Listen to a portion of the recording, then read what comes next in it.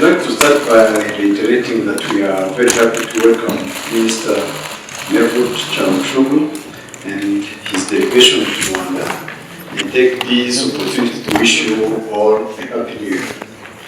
This is the second official visit to Rwanda of Minister Chamushoglu, which demonstrates the willingness of our two countries to further enhance bilateral and multilateral engagements. Our delegations have just concluded productive talks. We commended the existing relations and reviewed the progress made in various sectors of our cooperation. Until this morning, we had signed 21 agreements and MOUs in different sectors, including trade and investment, security, defense, education, visa exemption, culture, and diplomacy, among others. In education, we commended the support provided by the government of Turkey to the government of Rwanda. Today, we have 240 Rwandans studying in Turkey, with 81 of them under scholarship provided by the Turkish government. Turkey is also a strong economic partner to Rwanda. We appreciated the level of trade and investment that has increased. Where the main sectors being invested in are manufacturing, real estate, hospitality, and construction. We propose that more be done between our respective business communities, and agreed to keep finding win-win economic partnerships for the continuous development of our nations. We have further exchanged on the latest updates of current international and regional affairs, as well as on how both our countries have been collaborating to advance our common goals. Finally, as our cooperation continues to widen, we have identified new areas of collaboration in which we signed the following agreements: a general cooperation agreement, a protocol on cooperation in science, technology, and innovation, and an agreement on cultural cooperation. I look forward to maintaining a close collaboration with my counterpart in implementing these agreements and enhancing our relation for the mutual benefit of our peoples. Once again, Your Excellency, a warm welcome in Kigali to you and your delegation, and I thank you for your kind attention. I now invite you, Minister, to address the press. Thank you very much, Minister Bruta, my dear friend Vincent. Ladies and gentlemen, it's a great pleasure to visit friendly Rwanda once again. My first visit was in 2016. And let me thank my dear friend Vincent for his warm welcome and hospitality. Every time I'm here, I'm impressed by Rwanda's rapid development. That is also what I mentioned to my brother Vincent during our meetings. I was also happy to host Vincent in Turkey 4 times in the last 2 years, and I look forward to host him in Antalya, at Antalya Diplomacy Forum in March once again. Today, before the meeting, I visited Kigali Genocide Memorial. Let me repeat our solidarity with the government and people of Rwanda on the genocide against the Tutsi. In our meeting today, we discussed many issues on our bilateral agenda: economy, investments, energy, defense, culture, and education. With the General Cooperation Agreement we just signed, we will form a joint permanent commission. It will be another mechanism where we can assess all aspects of our relations. We also want to activate the political consultations mechanism that we established in 2016. We welcome the establishment of a friendship group in the Rwandan Parliament, and we are ready to host the Rwandan Friendship Group in Ankara. I just conveyed the invitation of the Friendship Group at Turkish Parliament today. Our trade and economic relations are rapidly developing. Our trade volume increased by more than 5 times in the last 3 years, It means there is a huge potential, and we should work together to increase our trade volume further and to make it more balanced, and as I underlined during the meetings today. Turkish investments reached nearly $500 million in value. They make up 13% of foreign investments in Rwanda. And our companies are especially interested in tourism, energy, and construction projects. Here I would like to thank once again Rwandan government for their trust in our companies and their support to companies that are investing here and undertaking projects. Turkish Airlines is connecting Kigali and Istanbul with daily flights. We also further our cooperation in education and culture. We are ready to sign the host country agreement for Marif to open a technical and vocational school in Kigali. We have hosted 185 Rwandan students with Turkey scholarships. We provide training for Rwandan diplomats in our Diplomacy Academy.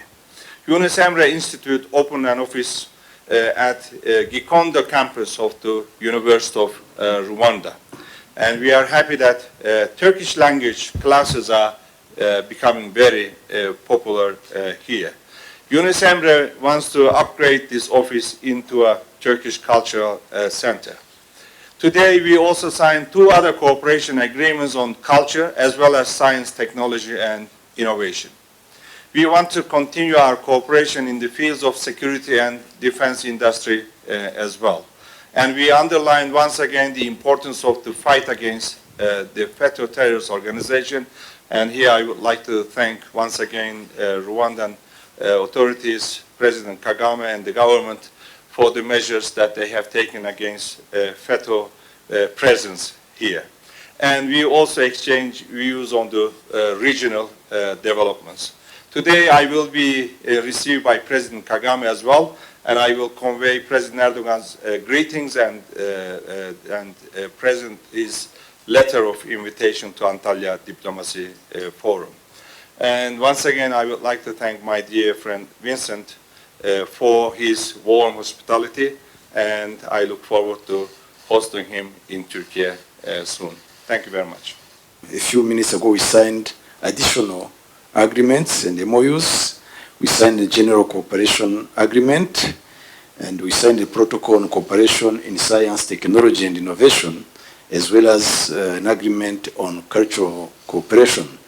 And very soon we will sign a host country agreement for the Marif, the Turkish Marif Foundation, which will invest in Tibet training here in Rwanda.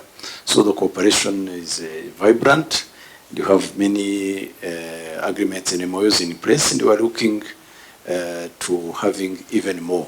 And we also discussed about increasing trade and investment between our countries. I just mentioned some of the mechanisms that we have in our relations. And while we are strengthening the legal basis of our relations in many areas through the MOUs and agreements that we are signing and we are going to sign. And the Business Forum is one of the important mechanisms.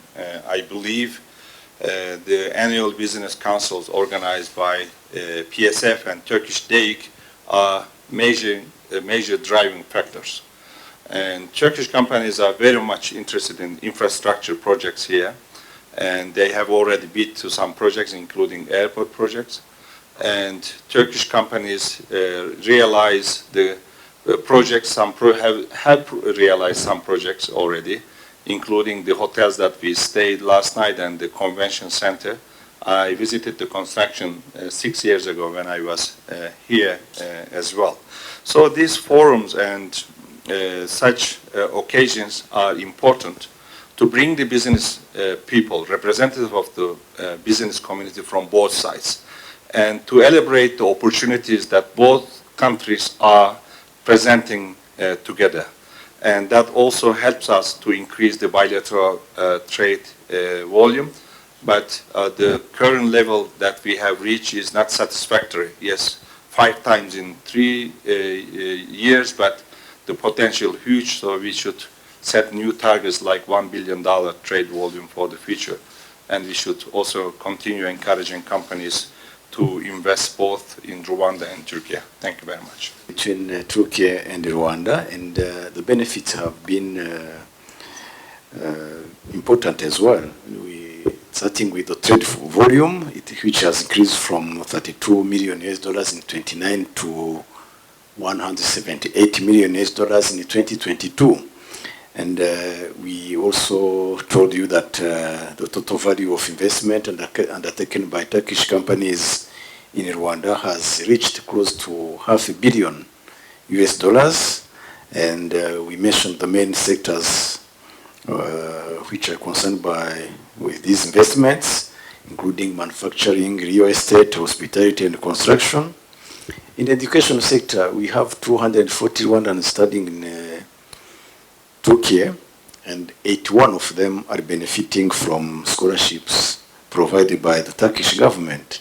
And we also mentioned in the air services sector, we have a daily flight between Istanbul and Kigali, and these also support the exchanges between both countries. So we have many agreements, and we have been implementing, and we have achieved a lot, but we also aim at achieving even more. And successful implementation of the agreements are also equally important. And we are together monitoring following up, I have to say, the ratification and implementation of the agreements together. And on your question, Grain Deal initiative that we brokered together with the United Nations has allowed more than 17 million tons of grain products to reach the world markets.